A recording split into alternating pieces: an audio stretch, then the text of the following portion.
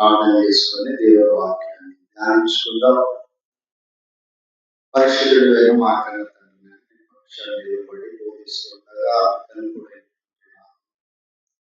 నేను మరి జ్ఞానం అనుగ్రహించి పిల్లలతో మాట్లాడడానికి నాకు ఇచ్చిన చక్కని అవకాశాన్ని బట్టి కృతజ్ఞతలు చెల్లిస్తూ బోధిస్తుండగా నేను జాగ్రత్తగా మరి విశదీకరించి అర్థవంతమైన రీతిలో బోధించడం సహాయం చేయమని, వినుచున్న నీ పిల్లలకు వినగలిగిన చెవులు గ్రహించగలమని యేసునామములో ప్రార్థన అడిగి వేడుకుంటున్నాను తండ్రి. ఆమేన్. మంచిదండి. ప్రియమైనటువంటి దేవుని వాక్యాలా, దేవుని వాక్యాన్ని ఈ యొక్క మరి ప్రభు దినములో ఆదివారం ఆరాధనలో బోధించబడుతున్నటువంటి అంశ భాగాన్ని మరి జాగ్రత్తగా రాసుకొని ప్రతి అంశాన్ని దేవుని వాక్యములో నుండి బోధిస్తూ ఉండగా గ్రహించాలన్నటువంటిది మనవి చేస్తూ, దేవుని రాజ్యభారము భుజముల మీద మోసుకున్న రాజు పుట్టుక అనేటటువంటి అంశాన్ని దేవుని వాక్యం నుండి మనం జాగ్రత్తగా ఆలోచన చేయాలి. దేవుని రాజ్యభారమును భుజముల మీద మోస్తున్నటువంటి రాజు పుట్టుక, ఈ యొక్క అంశాన్ని జాగ్రత్తగా మనం ఆలోచన చేయగలిగితే వాళ్ళారా, ఈ రోజుల్లో మనుషులైనటువంటి వారు దేవుని రాజ్యభారమును మోసేటటువంటి వారిగా ఉన్నారా, లేకపోతే తమ యొక్క భారాలను మోసుకొనిచున్నటువంటి వారిగా ఉన్నారా అని మనం ఆలోచన చేయగలిగితే పిల్లరా, ఈరోజు మానవుడు తన భారాన్ని మోయటానికి సమయం చాలటం లేదు. తన యొక్క భారాలను మోసుకొని బ్రతకటానికి మానవునికి సమయం మరి సరిపోవటం లేదు. ఇక దేవుని భారం ఎప్పుడు మోస్తాడు? దేవుని యొక్క భారాన్ని ఎప్పుడు మోయాలనుకుంటున్నాడు? దేవుని యొక్క భారాన్ని ఎప్పుడు తన యొక్క భుజ స్కంధాల మీద మోసేటటువంటి వారిగా ఉన్నారు అని మనం ఆలోచన చేయగలిగితే, ఈ రోజుల్లో మరి నాటి యేసుక్రీస్తు నాటి కాలంలో ఉన్నటువంటి రాజులు మొదలుకొని నేటి క్రైస్తవుల వరకు నాటి రాజులు, నాటి ఇశ్రాయేలు దేవుని భారాన్ని మోయకుండగా పక్కన పెట్టేసి, మరి యేసుక్రీస్తు వారు భూమి మీదకి వచ్చి ఆయన తన యొక్క భుజముల మీద దేవుని యొక్క రాజ్యభారము, ఏ భారమును? దేవుని యొక్క రాజ్యభారం, దేవుని యొక్క రాజ్యభారమును మోయాలన్నటువంటి ఆశ, ఆసక్తి నేడున్నటువంటి క్రైస్తవులకు ఉన్నదా? యేసుక్రీస్తు వారు అనగా మన ప్రభు అయినటువంటి క్రీస్తు యేసు వారు ఏం మోసాడు, ఎందుకు వచ్చాడు, భూమి మీదకి ఏం చేయటానికి వచ్చాడు అని ఆలోచన చేయగలిగితే ప్రియులరా, ఏం అర్థం కాలేదు క్రైస్తవులకు. ఎందుకు వచ్చాడు అంటే, బెత్లెహేములో సందడి అని పాటలు పాడడానికి పాటలు పాడుతున్నారు. అర్థమైంది వాళ్ళు. బెత్లెహేములో సందడి అయినటువంటి పాటలు,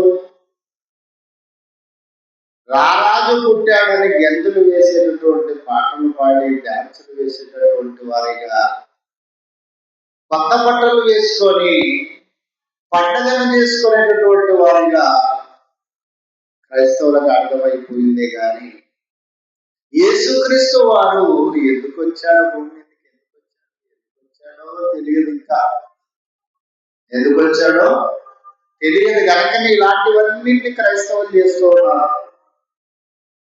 అసలు ఆయన ఎందుకు వచ్చాడో, ఏం చేయటానికి వచ్చాడో, ఏం నేర్పించడానికి వచ్చాడో అన్న అన్నటువంటిది మనం ఆలోచన చేయగలం ప్రియులారా. ఒక నాటి కాలంలో దేవుడు మొట్టమొదట న్యాయాధిపతులను తన ప్రజల మీద న్యాయాధిపతులను నియమిస్తే సుమారుగా 15 మంది న్యాయాధిపతులను కాలక్రమంలో దేవుడు నియమిస్తూ ఒక్కొక్క తరానికి ఒక్కొక్క న్యాయాధిపతిని దేవుడు నియమిస్తే ఆ న్యాయాధిపతుల కాలములో న్యాయాధిపతులు ఎవరు అని మనం ఆలోచన చేయగలిగితే ప్రియులారా, దేవుని సేవకుడే సరైనటువంటి న్యాయాధిపతి భూమి మీద. పెద్ద మనుషులు కాదు, కోర్టులు న్యాయస్థానాలు కాదు, ఇవన్నీ రాజ్య పరిపాలనలోకి చట్టాలు రాజ్య పరిపాలనకు వచ్చిన తర్వాత చట్టాలు, రూల్స్, న్యాయ వ్యవస్థలను, న్యాయ కోవిధులను రాజ వ్యవస్థ నిర్ణయించుకోయిందే. కానీ ఒకనాడు న్యాయాధిపతులుగా ఉన్నటువంటి కాలంలో ఎవడు కానీ భూమి మీద ఉన్నటువంటి వీరు రాజ్య పరిపాలనతో కూడిన ఏ నియమ నిబంధనలు లేవు కదా. అలాంటి కాలంలో మరి న్యాయాధిపతులు చివరి న్యాయాధిపతి సమూయేలు దగ్గరకు వచ్చే లోపల 15వ న్యాయాధిపతి కాలానికి వచ్చే లోపల ప్రజలు ఈ వరకున్నారు అన్నటువంటిది మనం ఆలోచన చేయగలిగితే, సమూయేలు గారు నిండు వృద్ధుడుగా ఉంటూ ఉండగా మరి చావునకు దగ్గరవుతూ శరీర బలహీనత చేత శరీర మృత్యుత్వల్యమై అంటే ఉడిగిపోతున్నటువంటి సందర్భంలో ఇశ్రాయేళ్ల పెద్దలందరూ వచ్చి, ఇశ్రాయేళ్ల పెద్దలు సర్వ సమాజం వచ్చి సమూయేలు దగ్గరకు వచ్చి ఒక మనవి చేస్తున్నారు. ఏమని మనవి చేస్తున్నారు చూద్దామా. సమూయేలు మొదటి గ్రంథం, సమూయేలుగా రాసినటువంటి మొదటి గ్రంథం బైబిల్లో జాగ్రత్తగా మనం చదువుకోగలిగితే, సమూయేలుగా రాసినటువంటి మొదటి గ్రంథము 8వ అధ్యాయము చూడండి. 8వ అధ్యాయం 5వ వచనం నుండి కొన్ని వచనాలను చదువుకుందాం. 5వ వచనం నుండి కొన్ని వచనాలను చదువుకుందాం. చూడండి, ఇశ్రాయేలీల మరి పెద్దలందరూ సర్వ సమాజము వాళ్ళందరూ కూడి వచ్చి చిత్తగించుము. 5వ వచనం, చిత్తగించుము, నీవు వృద్ధుడవు, నీ కుమారులు నీ ప్రవర్తన వంటి ప్రవర్తన గలవారు కాదు కనుక సకల జనుల మర్యాద చొప్పున మాకు ఒక రాజు నీవు అని అడుగుతున్నారు. ఎవరిని అడుగుతున్నారు వీళ్ళు వచ్చి? సమూయేలుతో చెబుతూ ఉన్నారు. సమూయేలుకు చిత్తగించుము, వినుము, న్యాయాధిపతి అయినటువంటి న్యాయాధిపతి గారు ఆ మాట విను. నీవు వృద్ధుడవుతున్నావు కనుక నీ కుమారుడు నీలాంటి ప్రవర్తన గలవారు కాదు, నీలాంటి మంచి మనసు గలవారు కాదు, నీలాంటి యథార్థవంతులు కాదు, నీలాంటి న్యాయవంతులు కాదు, నీలాంటి మరి భక్తి పరులు కాదు అన్నట్లుగా సమూయేలు గారి దగ్గర, చివరి న్యాయాధిపతి అయినటువంటి సమూయేలు గారి దగ్గరికి వచ్చి ఈ మాట చెప్తున్నారు. ఏమంటున్నారంటే, నీ కుమారుడు నీవు ఇలాంటి ప్రవర్తన గలవారు కాదు కనుక సకల జనుల మర్యాద, అప్పటికే రాజ్య వ్యవస్థ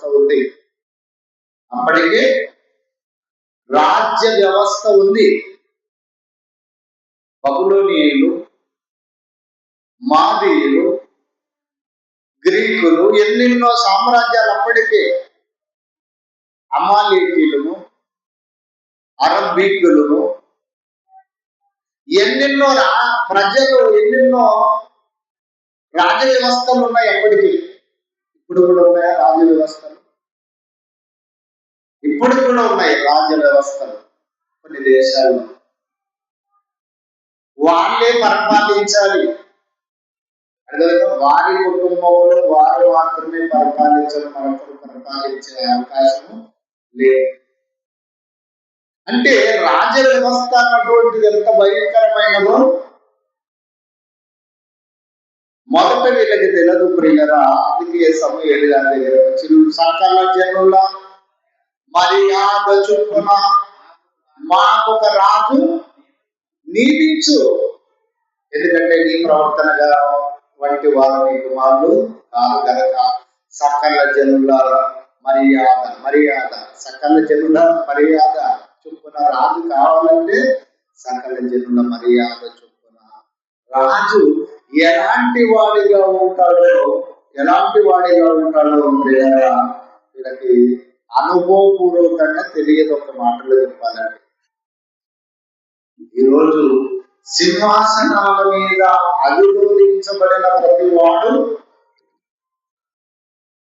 సింహాసనముల మీద అధిరోధించబడిన ప్రతి రాజు మొదట ఎవరి గురించి ఆలోచన చేస్తాడు? నిజంగా చెప్పండి, మొదట ఎవరి గురించి ఆలోచన చేస్తాడు? ప్రజల గురించి ఆలోచన చేస్తాడు అనుకోవడం మన బుద్ధి లేనితనం, మన అవివేకతనం. ప్రజల గురించి మొదటైతే వాగ్దానాలు చేస్తాడు. ఏమని వాగ్దానాలు చేస్తాడు? నా రక్తపు బొట్టు అంతా కూడా మీ కొరకే దాన పోస్తానని వాగ్దానాలు చేస్తాడు. ఓట్లు గెలిపించుకుంటాడు, రాజ్యాధికారంలో ఎక్కుతాడు. తర్వాత రక్తము ఒలిగిస్తున్న వాడు నువ్వు 10 సార్లు తిరిగినా నువ్వు బిజీగా ఉన్నాడు సార్, ఇప్పుడు నీకు అపాయింట్మెంట్ ఇవ్వడం లేదా అని చెప్తాడు. చెప్పమంటాడు, సారు చాలా బిజీగా ఉన్నాడు, ఆయన షెడ్యూల్ చాలా బిజీగా ఉన్నాయి, నీకు అపాయింట్మెంట్ నువ్వు కలవడం కుదరదు. మొదటి ఏం చెప్పాడు? నా రక్తము వత్తు చివరి వరకు కూడా మీ కొరకే దానం పోతాన్న ఈ మూర్ఖులైన రాజులు ఏం చేస్తారు? తర్వాత మొక్కలు చాటేస్తారు.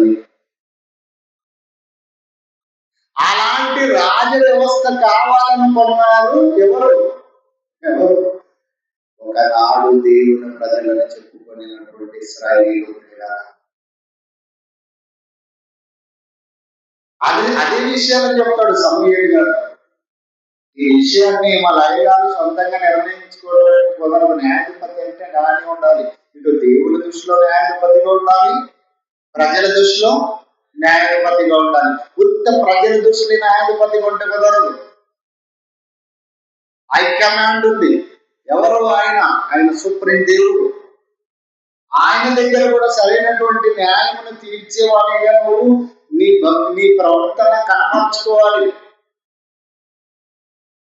కనుక మరి దేవుని దగ్గరికి ప్రజలైతే ఎలా అడుగుతున్నారు అన్నటువంటి విషయాన్ని మాకు సకల జనుల మర్యాద చొప్పున మాకు ఒక రాజుని నియమింపుము, అతడు మాకు న్యాయము తీర్చునని అతనితో అతడైతేనే మాకు బాగా న్యాయము తీరుస్తాడు. అలాంటి రాజును మాకు మరి నియమించుమని చెప్పినప్పుడు ఆలోచన, మాకు న్యాయం తీర్చుటకు రాజు నియమింపుమని వారు అడిగిన మాట సమూయేలు యెహోవా దృష్టికి, దేవుని దృష్టికి ప్రతికూలంగా, అతని దృష్టికి, సమూయేలు దృష్టికి ప్రతికూలంగా ఉండేది గనక సమూయేలు యెహోవాను ప్రార్థన చేసినట్టే తన దృష్టికి కూడా సరేలే మంచిది అనుకున్నాడేమో. ప్రతికూలంగా అంటే ప్రతికూలం అంటే వేరేమో, ప్రతికూలం వేరు. అంటే ఇష్టపడతలేడు న్యాయాధిపతి. వ్యతిరేక పదం ప్రతికూలం. అనుకూలం అంటే అనుకూల పదం, ప్రతికూలం అంటే వ్యతిరేక పదం. కనుక మాకు న్యాయం తీర్చుటకు రాజుని నియమింపమని వారు అనిన మాట సమూయేలు దృష్టికి ప్రతికూలంగా ఉంది, అంటే వ్యతిరేకంగా ఉంది. కనుక సమూయేలు యెహోవాను ప్రార్థన చేశాడు. ప్రతికూలంగా వ్యతిరేకంగా ఉంది, ప్రజలు ఎలా కోరుకుంటున్నారు అని, ఎందుకైనా మంచిది దేవుడిని అడుగుదామని చెప్పి ఏం చేశాడు, ఆయన ప్రార్థన చేశాడు. ప్రియులారా, ప్రార్థన చేసినప్పుడు 7వ వచనం, అందుకు యెహోవా సమూయేలునకు సెలవిచ్చినది ఏమనగా, అంటే ప్రార్థనలు చెప్పేశాడు, ప్రజలు ఇలా లోక సకల జనుల మర్యాద చొప్పున రాజు కావాలని అడుగుతున్నారు, తండ్రి నీకు ఇష్టమైతే మరి నేనేం చేయాలి, నాకు మరి సెలవిస్తే నేను వారికి మరి వద్దనన్నా రాజుని నియమించాలన్న విషయాన్ని తమరు నాకు మరి అనుగ్రహిస్తే నేను చెప్తానన్నప్పుడు ఆ యొక్క 7వ వచనం, అందుకు యెహోవా సమూయేలునకు సెలవిచ్చినది ఏమనగా, జనులు నీతో చెప్పిన మాటలన్నిటి ప్రకారంగా జరిపించము. ఏం చేస్తాం, వాళ్ళు వినరు. ఎవరు వినరు? ప్రజలు వినరు. ప్రజలు ఎలా అంటే దేవుని కన్నా ఈ భూమి మీద ప్రజల గురించి మరొకరికి తెలియదు, అంత దేవునికి తెలుసు ప్రజల గురించి. ప్రజలు పంది అనేది నంది అంటారు, నంది అనేది పంది అంటారు. అంటే మెజారిటీ పీపుల్ గా అవసరమైతే దేవుణ్ణి కూడా పక్కన పెట్టడానికి కూడా ప్రజలు ఎక్కడ అంత ప్రమాదకరులు. ప్రజలు ఏమనుకుంటున్నారు, దేవుణ్ణి పక్కకు పెడతారు, నీతిని పక్కకు పెడతారు, న్యాయమును పక్కకు పెడతారు, యథార్థతను పక్కకు పెడతారు, భక్తిని పక్కకు పెడతారు. దేవునికి అనుకూలంగా లేక ప్రతికూలంగా మారిపోయే వారిగా కూడా నిలబడతారు. అందుకే దేవుడు ఎందుకు ఏం చెప్తాడు, అందుకు యెహోవా సమూయేలునకు సెలవిచ్చినది ఏమనగా, జనులు నీతో చెప్పిన మాటలన్నీ ప్రకారంగా జరిగించుము. వారు నిన్ను విసర్జించలేదు కానీ తమ్ముడు ఏడకుండగా నన్నే విసర్జించి ఉన్నారు. అంత జ్ఞానం గల వారు ప్రజలంటే. చాలా మంది ఈ రోజుల్లో కూడా నలుగురు నడిచిన రస్తా మనల్ని కూడా నలుగురు నడిచిన రస్తా నడచాలి కానీ ఒక్కరు ఇద్దరు నడిచిన రస్తా నడిస్తే అనేక ప్రమాదాలు ఉంటాయి అని చెప్తూ ఉంటారు ఇప్పటికి కూడా. నిజమే, ఒక మాటలో చెప్పాలంటే నిజమే, ఆ మాట తప్పడానికి లేదు. కానీ ఇక్కడ నడవాలి, కొన్నిసార్లు నడవటానికి ముందు మీకు అర్థమవుతుంది. వాటి యొక్క అంశాన్ని చివరి భాగంలో మనం వెళ్ళిపోయినప్పుడు మనకు అర్థమవుతుంది ఎలా నడవాలి అన్నటువంటిది.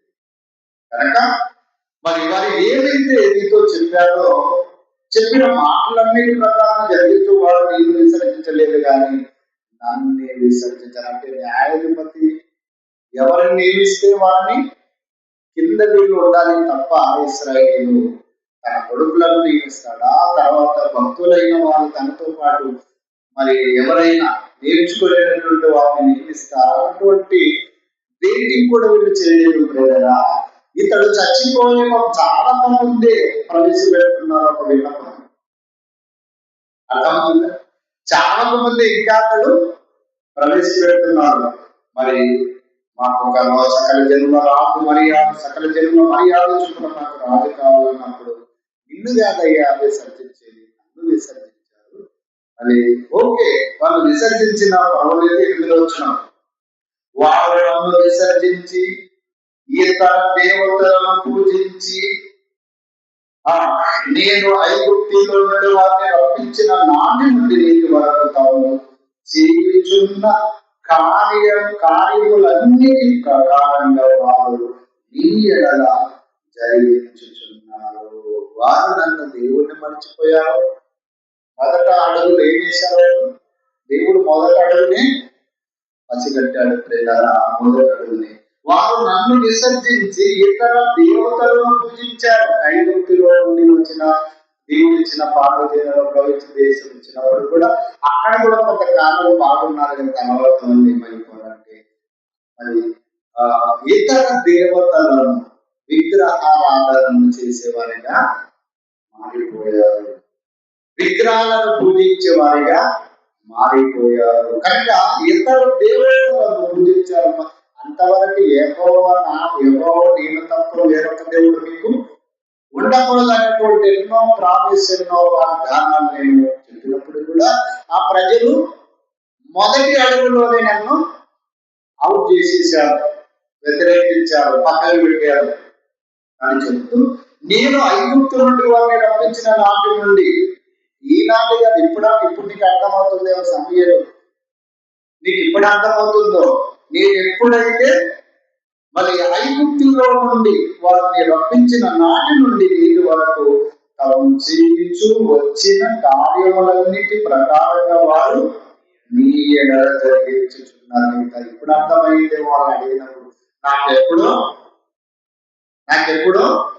అర్థమైపోయింది వాళ్ళ మనసు ఏంటో, వాళ్ళ ఆలోచనలు ఏంటో అని చెబుతూ,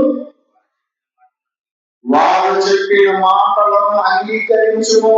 సరిలేదు 9వ అయితే వారిని ఏదో రాదు ఎట్టివాడను నీవే సాక్షివై వారికి దృఢంగా తెలియజేసే విషయాన్ని మనకు చెప్తారు.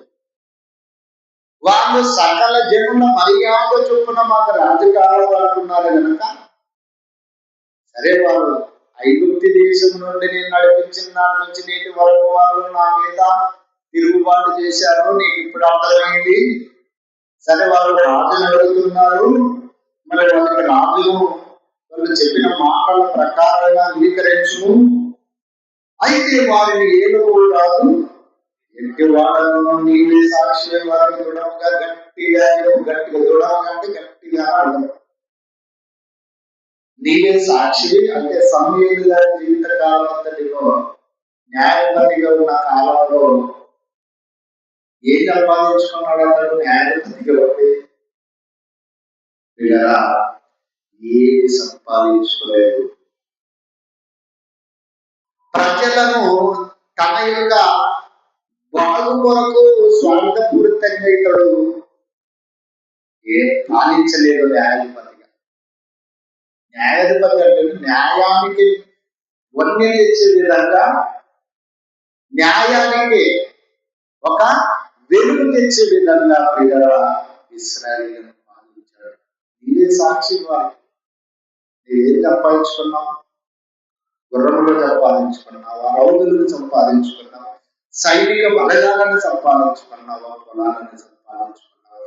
కోటలను, రాజ్యకోటలను, మరి ఎన్నో రథములను సంపాదించుకున్నావా? నీవే సాక్ష్యం అని, నీవే సాక్ష్యం అని చెప్పి, నీవు అయితే వారు ఏదో రాదు ఎత్తివాడని నీవే సాక్షి వారికి గొడవగా చెప్పు అని చెప్తుంది. దేవుడు సమయంలో తను రాజు అడిగిన జనులకు యెహోవా మాటలను వివరించి వినిపించి ఇలాగ చెప్పను, మిమ్మల్ని ఏదో రాజు ఎత్తివాడగా అతడు మీ కుమారులను పట్టుకొని తన రథములను తోలుటకును తన గుర్రములను కాపాడుటకును వారిని ఉంచుకొను. రథములను తోలడానికి, గుర్రములను కాపాడుటకును వారిని ఉంచుకొను. కొందరు అతని రథముల ముందర పరిగెత్తు సైనిక బలగాలుగా కూడా చేసుకుంటాడు. తర్వాత 12, మరియు అతడు వారిని తన సైన్యములో సహస్రాధిపతులను గాను పంచదశాధిపతులుగాను నియమించును. తన భూములను దుర్దుటకు ఎన్ని భూములు ఆక్రమించుకున్నాడు?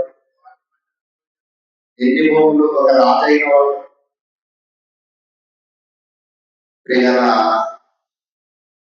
కేసీఆర్ మీద కొంతకాలం కిందట పోయినటువంటి ఎలక్షన్ల కావతల ఒక ఫామ్ హౌస్ కట్టుకున్నాడని, ఆ ఫామ్ హౌస్ కొన్ని వందల ఎకరాలతో కూడినటువంటిదిగా ఉంటుంది.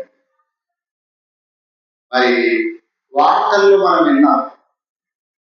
ఆయన మాత్రమే కాదు, ఆయన మాత్రమే కాదు, ఈవెన్ ప్రతిపక్ష నాయకుడు అని చెప్పుకున్నటువంటి జగన్మోహన్ రెడ్డి అయితేనే మన రాష్ట్రంలో, అలాగనే చంద్రబాబు నాయుడు అయితేనే, వీళ్ళందరూ వీళ్ళకు అనేక రీతిలుగా వ్యాపార సంస్థలు, వందల ఎకరాల భూములు, కోట్ల రూపాయల ధనం, లక్షల రూపాయల ధనం చేత తులతూగుతూ రాజ్య వ్యవస్థలో పరిపాలన చేస్తున్నటువంటి వారిగా ఉంటారు. వీళ్ళు ప్రజల గురించి ఆలోచన చేయడానికి చెప్తున్నాడు. ఏం చెప్తున్నారు? మరియు అతడు వారిని తన సైన్యంలో సహస్రాధిపతులుగాను పంచాధిపతులుగాను నియమించుకు, తన భూములను దున్నుటకును వాటి పంటను కోయుటకును, తన యుద్ధములను తన రథముల సామాన్యులను చేయటము, యుద్ధం చేయడానికి, వాటిని కాపాడడానికి, వాటి కొరకను కాపాడడానికి వాడుకుంటాడు. మీ కొరకు కాదు, మనము వాగ్దానం చేసినటువంటి వాడిగా ఉంటాడే కానీ తర్వాత వాటి పొలాలు మీరే విత్తాలి, వాటి పొలాలు మీరే పడియాలి, వాటి పొలాలను మీరే కాపాడాలి. యుద్ధములను తన రథముల సామాన్యులను చేయగలరు, యుద్ధ రథములు చేయటానికి, యుద్ధ సామాగ్రిని మోసేటటువంటి వారిగా, రాజ వ్యవస్థని కాపాడటానికి వాడు సామాన్యులు చేయటం వారిని ఏర్పరచుకును. 13 మీ కుమార్తెలను భక్ష్యకారణులుగాను, బోనెకట్టలుగాను, రొట్టెలు కాల్చువాడిగాను పెట్టుకొను. మీ పొలములోని, మీ ద్రాక్ష తోటలను, ఉలివల తోటలను శ్రేష్టమైన వాటిని తీసుకొని తన సేవకు ఇచ్చును. మీ ధాన్యములో ద్రాక్షరసము పళ్ళలోను పడవలను తీసి తన పరివారి జనములకు సేవకులకు ఇచ్చును. అంటే ఇవన్నీ కూడా ట్యాక్స్. నువ్వు చేసుకున్న పనిలో ప్రభుత్వానికి ట్యాక్స్ కట్టాలి. ఒకనాడు ద్రాక్ష పండ్లలో, తర్వాత మీ ధాన్యములో మీకు కలిగినటువంటి లాభకరమైనటువంటి సమస్త సంపాదనలను కాబోతూ ఎవరికి ఇవ్వాలి? రాజుకి ఇవ్వాలి. ఎందుకు ఇవ్వాలి? రాజుకి రాజ్యపాలన చేయటానికి ఇవన్నీ తీసుకొని ఇతడు ఏం చేస్తాడో తెలుసా? స్వలాభానికి వాడుకుంటాడని ఎప్పుడో చెప్పేశాడు. ఈ రాజ వ్యవస్థ, ఈ రాజకీయ వ్యవస్థ గురించి ఎప్పుడు చెప్పేశాడు. ఇప్పుడు చాలా మంది పరిగెత్తుతారు రాజకీయంలోకి వెళ్ళటానికి, చాలా మంది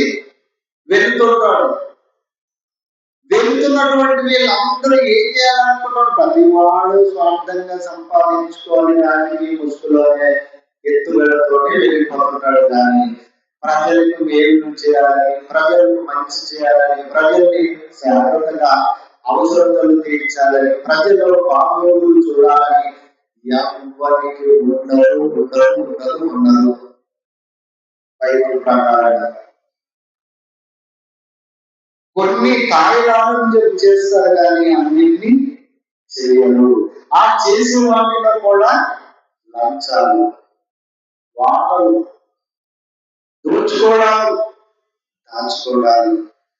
ఏమైనా దేవుని వాళ్ళ మీద మనుషులను వంచి నడిచేటటువంటి వారిగా ఉంటున్నటువంటి వారిగా మనం చూస్తూ ఉన్నాం. ఎన్నో వచ్చిన చదువు 15వ చదువుకున్నాం కదా, చదువుకెళ్ళి మీ దాసులను, మీ పనికర్తలను, మీ పశువులను,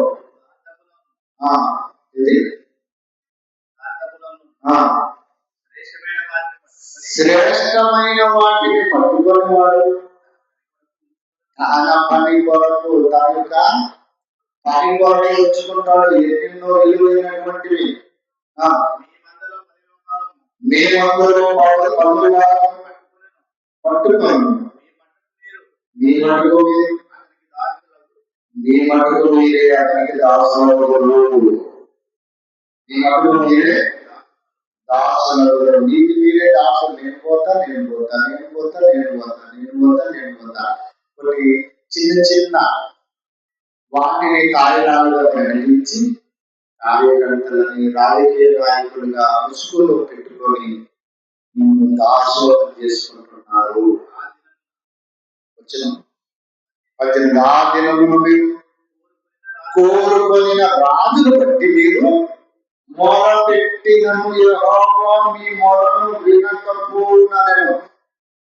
ఎవరున్నాడు? ఎలాంటి రాజు నీకు కావాలా? ఎలాంటి రాజు కావాలంటే చక్కగా న్యాయాధిపతిగా, ఎలాంటి స్వార్థము, ఎలాంటి స్వలాభము లేకుండా మిమ్మల్ని పరిపాలిస్తున్న దేవుని యొక్క న్యాయమును మీరు రోజు వేసుకుంటున్నారు. కనుక ఆ దినమును మీరు కోరుకొని రాజును బట్టి మీరు ఎవరో మొదలుపెట్టినది ఎవరో మీ మొదలు వినకపోవడం భక్తులను ఆయనను జనులు సమయలు యొక్క మాట చెవిన చెవులో పెట్టుకోలేక ఆ వాళ్ళ కాదు జనులు చేయే రీతిని మేము చేయనట్టు మాకు రాజే కావాలి. ఎవరు కావాలి? రాజే కావాలి. ఇవాళ ఎక్కడోడు ఎట్ట తమ్మినా మేము వింటాం, ఎట్ట తమ్మినా తమ్మించుకుంటాం. మేము ఎట్ట చేసినా మాకు అలాంటి వాడే కావాలి. కానీ మాకు ప్రవేశపెట్టు, త్వరగా ప్రవేశపెట్టు, రాదు త్వరగా ప్రవేశపెట్టు, అట్టువాడే కావాలి, అట్టువాడే కావాలి, అట్టువాడే కావాలి. మా అడుగులను దోచుకునేవాడు, మా ట్యాక్స్లను కట్టించుకునేవాడు, మా ప్రజల్ని దాసులం చేసుకునేవాడు. మా ప్రజలైనటువంటి మేమందరం వారికి దాసులమే చేస్తాం తప్ప, వాని చేత వెట్టి చాకరీ చేస్తాం తప్ప మాకు స్వతంత్రత వద్దు అని ఆల్రెడీ దేవుడు బాల్యం ఉండేవారు మనుషులు చూశాడు. ఐగుప్తు నుండి నేను నడిపించిన రాజు ఉండేవారు నా మీద తిరుగుబాటు చేశాడు సమయంలో. వాళ్ళ కోరుకున్న రైతులని నేను చేస్తాను, ఏం చేస్తాను, నేను చేస్తాను, ఏం చేస్తాను, ఏం చేస్తాను, చావుకోవాలని ఏం చెప్తాను చూపుగా చెప్పేంతవరకు చెప్తావు. వినకపోతే నీ ఇష్టం, అంతే కదా. ఎవరిని కూడా మనం గట్టిగా చెప్పలేం కదా, గట్టిగా చేయలేం కదా. దేవుడు ఏం చేస్తాడు చెప్పండి. ఇంకా ఓకే, వాళ్ళ కోరిన రీతిని వాళ్ళకు రాజును ప్రవేశపెట్టు అన్నప్పుడు ప్రియులారా, మరి 20వ వచనం చదువుకున్నా కదా. వద్దుగా 19లో చెప్పిన ఇశ్రాయేలు వద్దునయ్యా అని చెప్పినప్పుడు 5వ జనులు సమూయేలు యొక్క మాట చెప్పిన పెట్టమల్లక అలాగే కాదు, జనములు చెయ్యి మేము చేయనట్లు మాకు రాజే కావలేదు, మా రాజు మాకు న్యాయం ఖచ్చితంగా కలిగిస్తాడు. దేవుని బుద్ధి లేదు, నీకు బుద్ధి లేదు. ఈ రోజు చెప్తున్నారు వాళ్ళు. ఏమంటున్నారు?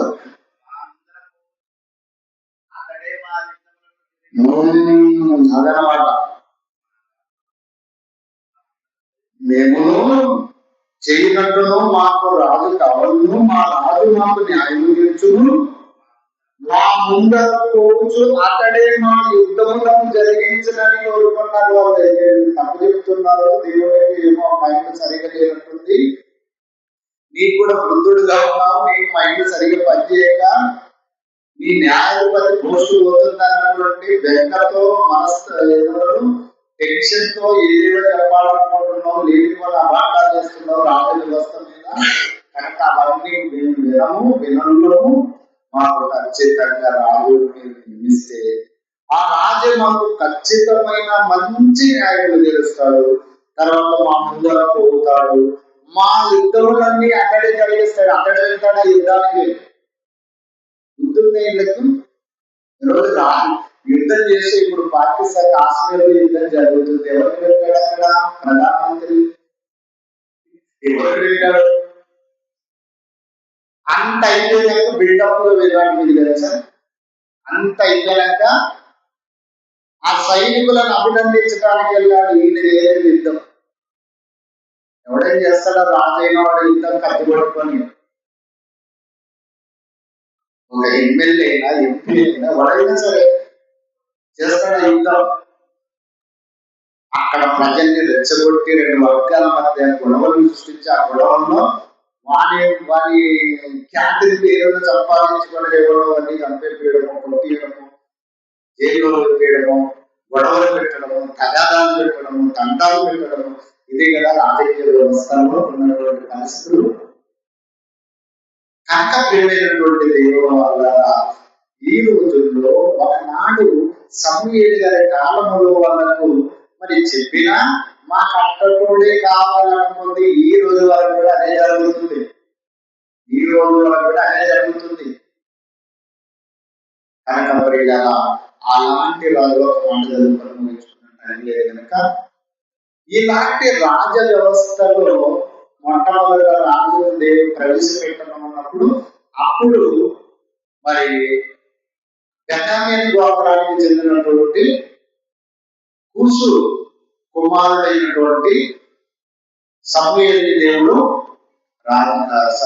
సౌలును దేవుడు రాజుగా నియమిస్తాడు. ఇశ్రాయేలు ఎవరిని నియమిస్తాడు? సౌలుని నియమిస్తాడు. సౌలు మంచి అజానుభవుడు 6 అడుగుల హైట్తో ఉన్నాడు. ప్రజలు ఏం కోరుకుంటారంటే సౌలుని చూసి చూసుకుమారైనటువంటి సౌలుని చూసి ఇతడు 6 అడుగుల హైట్తో ఉన్నాడు, మంచిగా పుష్టిగా ఉన్నాడు, బలంగా ఉన్నాడు, అందగాడుగా ఉన్నాడు, సౌందర్యవంతుడుగా ఉన్నాడు, ఇతడైతే నాకు పర్సనాలిటీ కావాలన్నా మనసు కావాలన్నా. రాజుకు చూడండి, రాజుకు పర్సనాలిటీ కావాలన్నా, న్యాయం తీర్చేవాడు కావాలన్నా, మీకు న్యాయం తీర్చేవాడు కావాలన్నా బాబు, అలాంటి న్యాయం తీర్చే రాజుకి రాజ వ్యవస్థను ఎవరు ఉండలేడు. అందరు స్వార్థపరులు అవుతారు, మంచులు కాదు, మీకు తెలియదు, అమాయకులు మీరు అని దేవుడు చెప్పినా వినపడగా లేదు లేదు లేదు లేదు మాకు లోక మర్యాద చూడ కావాలన్నప్పుడు ఈ రాజుని చూడండి. అయితే మరి 12 గోత్రాలలో ప్రవేశపెట్టినప్పుడు ఆ 12 గోత్రాలలో బెన్యామీను గోత్రానికి చెందిన కూసు కుమారుడైన సౌలు అనుకుంటారు. ఇతని ఏం చూసుకోవాలనుకుంటారంటే అందము, ఆ అడుగుల అజానుభవం, సౌందర్యవంతుడు. అంటే అందాన్ని చూసి గౌరవపడుతున్న గీతకు తర్వాత వీళ్ళ పని అవుతుంది. ఏం చేస్తాడు సౌలు? చూసి ప్రియరా చాలా ఈ ప్రజలను ముప్పు తిప్పలు పెట్టి 3 చెరువుల నీళ్లు 3 చెరువులు నీళ్ళు లేకపోతే ముప్పు తిప్పలు పెడతాడు. కనుక ఇతడు ఏం చేస్తాడు? దేవుడు మాటని మాత్రం అప్పుడు ఒక మాట ఉంటుంది కానీ సమయం లేదు. అప్పుడు సమూయేలు పరిపాలించే క్రమం చొప్పున ఒక గ్రంథాన్ని రాసి ఈ ప్రజల్ని ఎలా పరిపాలించాలో, అంతే కదా. వీరికి ఏం జ్ఞానం ఉంది?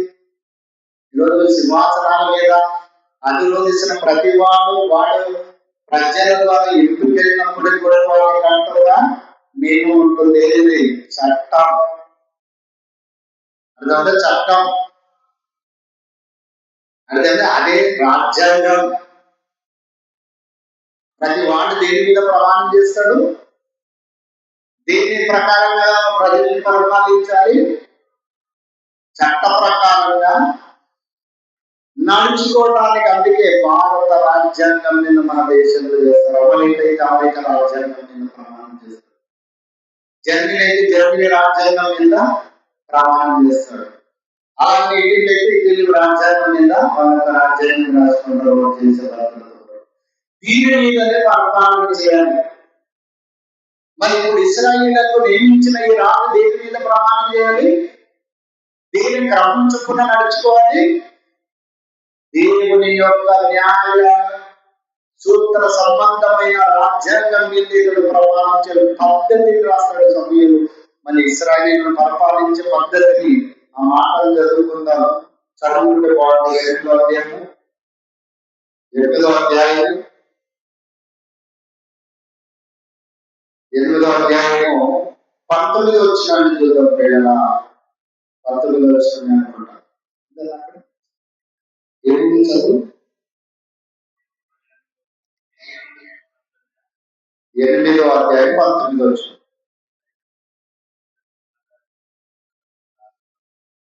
అంతే కిందికి రా.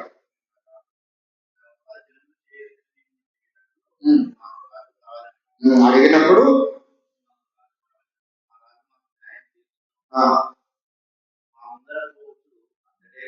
కింది వచ్చాను. ఆ సమూయేలు జనుల యొక్క మాటలు యెహోవా సన్నిధిన వాటిని వివరించను. కనుక యెహోవా నీవు వారి మాటలు విని వారికి రాజుగా నేను చిక్కిదికి పద్ధతి చూపులేదు ప్రజలను పరిపాలించే పద్ధతి చూపురాలేదు.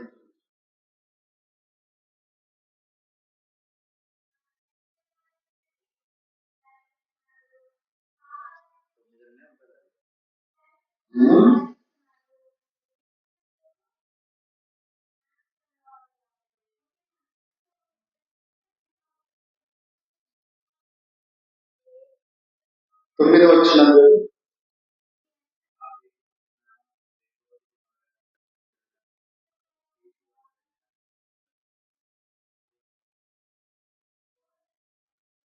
అక్కడ ఏమంటాడంటే ఇశ్రాయేలీయులను పరిపాలించే పద్ధతి ఏంటంటే ఒక గ్రంథాన్ని రాసి ఆ గ్రంథాన్ని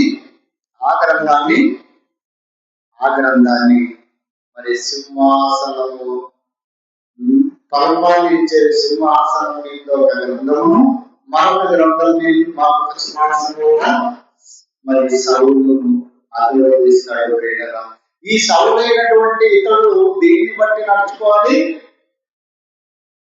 దేవుడు సెలవించిన న్యాయ విధులను బట్టి ప్రజల్ని పరిపాలించాలి. న్యాయ విధులను బట్టి ప్రజల్ని పరిపాలించాలి.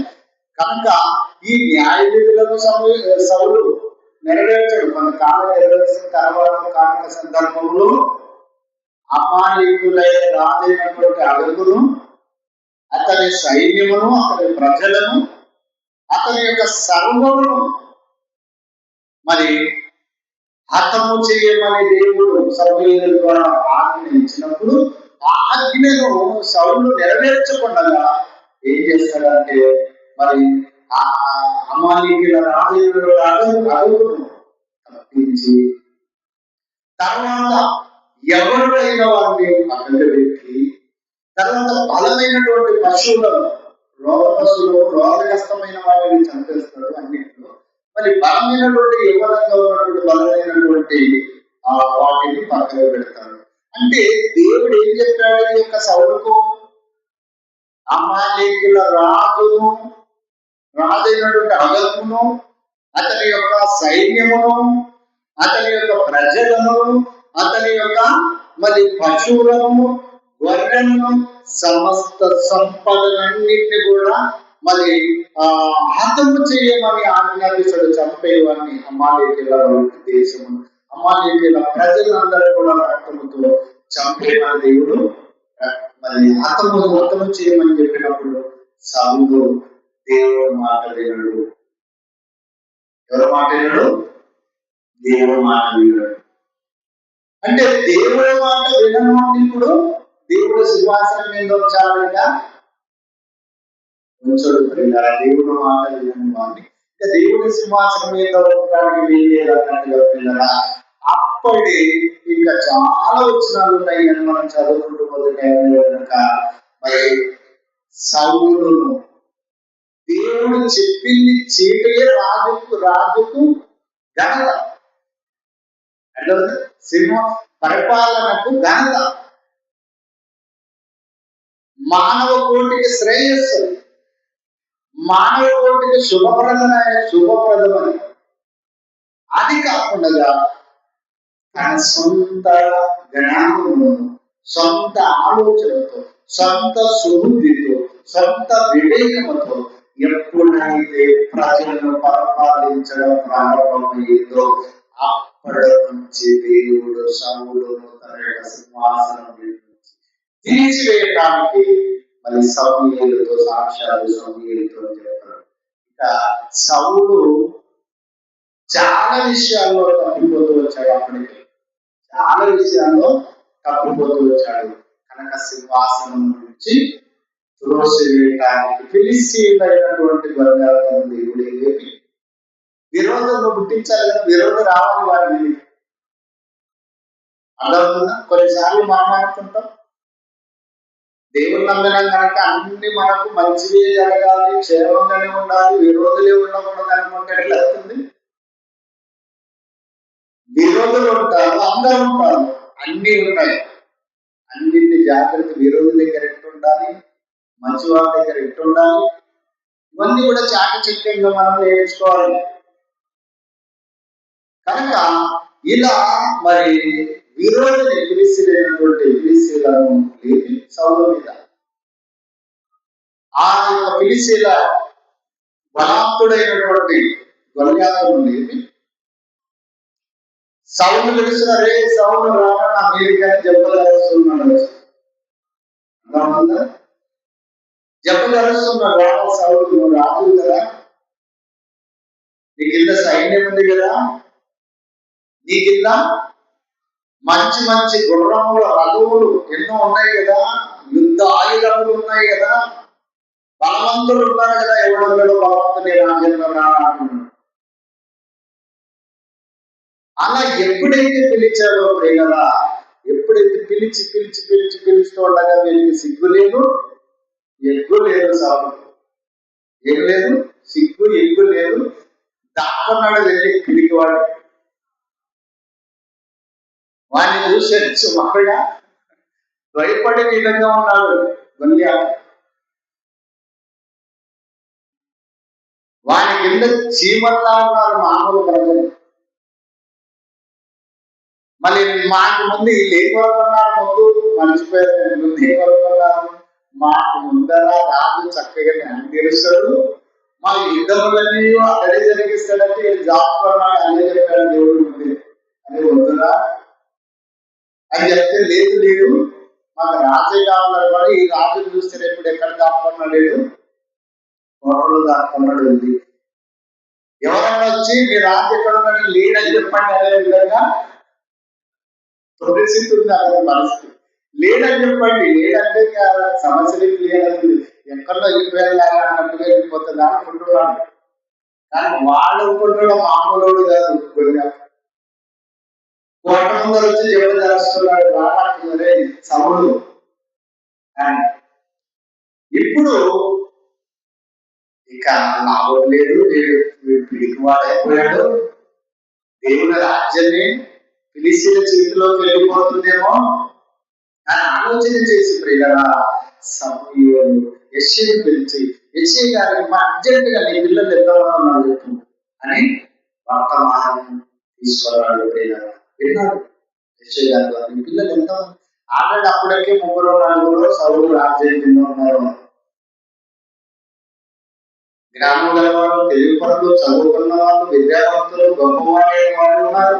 ఉన్నప్పుడు కూడా సౌలు ఈ యొక్క యెషయా గారి కుమారులలో మరి కొందరు ఉన్నప్పుడు కూడా సమూయేలు వీళ్ళు పెడిపల్లయ్యా, నాకు ఒక దేవుడు నా ద్వారా ఎంపిక చేస్తాడు, మీకు ఎంతమంది కుమారులు అంటే నాకు ఇంతమంది అన్నప్పుడు అందరినీ చూస్తాడు. అందరూ మీద దేవుడు కోరుకోడు.